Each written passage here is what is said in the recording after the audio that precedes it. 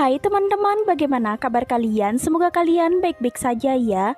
Di video kali ini, Mimin akan membahas alur cerita anime yang berjudul MM. Anime ini bercerita tentang seorang pria yang mempunyai penyakit aneh yang bernama masokis, di mana penderita penyakit ini sangat senang disiksa. Siksaan adalah suatu kebahagiaan untuknya. Nah, daripada menunggu lama, langsung saja yuk kita bahas part satunya. Di awal cerita kita diperlihatkan dengan seorang siswa yang memandang wanita cantik ini tanpa berkedip. Tidak berapa lama seorang temannya datang. Dia mengira pria yang bernama Taro Sado ini jatuh cinta kepada teman sekelasnya. Tapi ternyata Tatsukichi salah. Taro sebenarnya sudah mencintai gadis lain. Dia ingin menyatakan perasaannya kepada cinta pertamanya setelah dia berhasil sembuh dari penyakitnya. Dan untuk menyembuhkan penyakitnya, Taro kemudian pergi ke klub tenaga sukarela. Di sana dia bertemu dengan ketua klub ini. Dia bernama Mio Isurigi. Sikapnya sangat manis kepada calon kliennya ini. Tidak berapa lama gadis yang bernama Arashiko Yuno datang. Ternyata dia adalah salah satu anggota klub ini. Mendengar hal itu, Taro ingin melarikan diri. Tapi sayangnya itu gagal. Mio tak akan pernah melepaskan kliennya begitu saja. Dia menyiksa Taro. Bukannya marah, Taro malah semakin senang saat disiksa. Di sini Taro mengatakan keluhannya. Dia ingin menghilangkan kebiasaannya. Dia ingin menghilangkan penyakit masokisnya. Dia sangat senang kalau seorang wanita menganiaya dirinya. Tentu saja di sini Mio tak habis pikir. Dia merasa kalau Taro ini adalah pria hidung belang dengan otak mesum. Dan bukannya mencari solusi untuk Taro, Mio malah semakin menyiksa Taro. Tentu saja itu membuat Taro semakin senang. Tapi walaupun begitu, Mio juga akan membantu sebisanya untuk menyembuhkan penyakit Taro ini. Malam harinya Taro menjalani pekerjaan paruh waktunya di Toserba. Di sana juga dia tak sengaja bertemu dengan cinta pertamanya. Dia adalah gadis cantik yang membuat jantung Taro berdebar. Dan keesokan harinya, dia membawa beberapa bola untuk menyiksa Taro. Semalaman dia memikirkan cara untuk menyembuhkan penyakit Taro. Dan dia mulai mengerti sesuatu. Dia akan menggunakan baju maid untuk menyiksa Taro.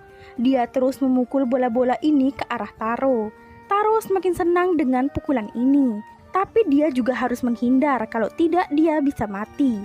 Sampai pada akhirnya Taro pingsan dan dirawat di UKS. Di sana dia ditemani oleh Arashiko. Tapi sepertinya ada yang aneh dengan Arashiko ini. Tak sengaja Taro memegang pundak Arashiko. Tapi reaksi Arashiko sungguh di luar dugaan. Dan tidak berapa lama perawat Michiru datang. Dia juga ikut-ikutan menyiksa Taro. Dan ini juga pertama kalinya dia mempunyai pasien seperti Taro. Sore harinya Mio menemui Taro. Dia menceritakan jika ada seorang sahabat yang menyembunyikan sesuatu kepada sahabatnya, apa yang akan Taro lakukan. Taro menjawab kalau dia tak akan membenci sahabat itu. Dia akan menghargai privasi sahabatnya. Dan apapun masalahnya, dia akan menerima sahabatnya apa adanya. Malam harinya Taro menjalani pekerjaan paruh waktunya. Dan di saat itu juga cinta pertamanya datang. Tapi dia malah kabur setelah melihat Taro. Taro berusaha untuk mengejar gadis itu. Sampai pada akhirnya gadis itu memberontak dan memukul Taro. Di sini ternyata gadis ini ingin jujur satu hal kepada Taro. Kalau dia ini adalah Tatsukichi. Di sini Tatsukichi menceritakan semuanya kepada Taro. Kalau dia mempunyai kelainan, di mana dia sangat menyukai jika dirinya menggunakan pakaian wanita. Dia takut untuk jujur kepada Taro. Sampai pada akhirnya dia meminta bantuan Mio. Di sini Taro mengatakan jika Tatsukichi berpakaian seperti wanita, siapa yang peduli? Itu malah mendingan daripada menjadi masokis hidung belang. Tapi tentu saja di sini Taro juga tak habis pikir jika cinta pertamanya selama ini adalah seorang pria. Keesokan harinya Mio merebus Taro di dalam sebuah wadah. Dia kesakitan tetapi dia juga merasa senang. Dan saat pulang sekolah Taro tak sengaja bertemu dengan Arashiko. Di sini Taro mengingat sesuatu tentang masa lalunya setelah melihat Arashiko. Dulu Arashiko pernah memukulnya dan mungkin juga karena pukulan itu Taro menjadi seorang masokis. Taro juga berencana untuk menghindari Arashiko dengan cara tak naik di kereta yang sama. Ternyata Arashiko juga ingin naik di kereta selanjutnya. Dan ternyata mereka berdua harus menunggu kereta berikutnya. Dan di saat menunggu ini juga Taro memberikan sekaleng minuman kepada Arashiko. Dia tak ingin Mio menyiksanya karena dia menelantarkan Arashiko. Dan dari sini juga Taro mengetahui kalau Arashiko ternyata takut kepada laki-laki. Dia mengidap penyakit androfobia. Saat dia dekat dengan laki-laki, dia merasa tidak enak. Dan saat mereka pulang pun Taro harus menjaga jaraknya kepada Arashiko. Di sini Arashiko ingin sekali memanggil Taro dengan namanya. Karena Taro mengingat dia kepada anjingnya yang bernama Taro. Dan di sini pun tanpa melukai hati Arashiko, Taro bersikap seolah-olah dia ini peliharaan Arashiko. Sebelum pulang, Arashiko meminta bantuan kepada Taro. Dia ingin belajar bersama Taro karena Taro cukup cerdas di kelasnya. Dan keesokan harinya Taro membawa Tatsukichi untuk belajar bersama mereka. Taro juga menjelaskan kalau Tatsukichi ini adalah seorang lelaki yang suka berpakaian wanita. Mungkin ini akan membuat Arashiko merasa nyaman. Tapi di saat Arashiko memuji kecantikan Tatsukichi, dia malah bersikap seolah-olah dialah wanita tercantik di seluruh negeri ini. Dia juga secara tak sadar mengatakan kalau dada Mio ini sangat datar.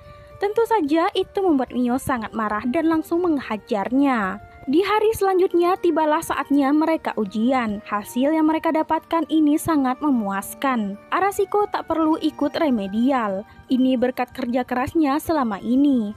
Dan di sini juga Michiru membagikan 5 tiket ke kebun binatang. Tentu saja itu membuat Arashiko sangat senang. Dia sangat ingin pergi ke kebun binatang itu.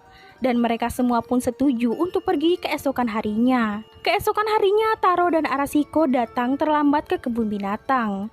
Dan tidak berapa lama mereka menerima telepon dari masing-masing senpai mereka. Ternyata semua ini adalah rencana mereka. Ini adalah kencan Taro dan Arashiko. Ini adalah cara yang mereka siapkan untuk menyembuhkan mosokis dan androfobia Arashiko dan Taro. Mereka harus memanfaatkan waktu ini sebaik mungkin. Saat sudah sore hari, Arashiko sangat senang sekali. Ini ada tempat yang bisa membuatnya mengingat tentang kenangannya. Dan karena penasaran, Taro bertanya kepada Arashiko kenapa dia bisa mengalami androfobia. Dan di sini secara terbuka Arashiko menceritakan masa lalunya ketika dia SMA dulu. Dia dulu adalah gadis yang aktif. Dia juga terkenal di kalangan laki-laki. Tapi suatu hari dia dekat dengan kakak kelasnya. Suatu hari senpai Arashiko ini datang ke rumahnya.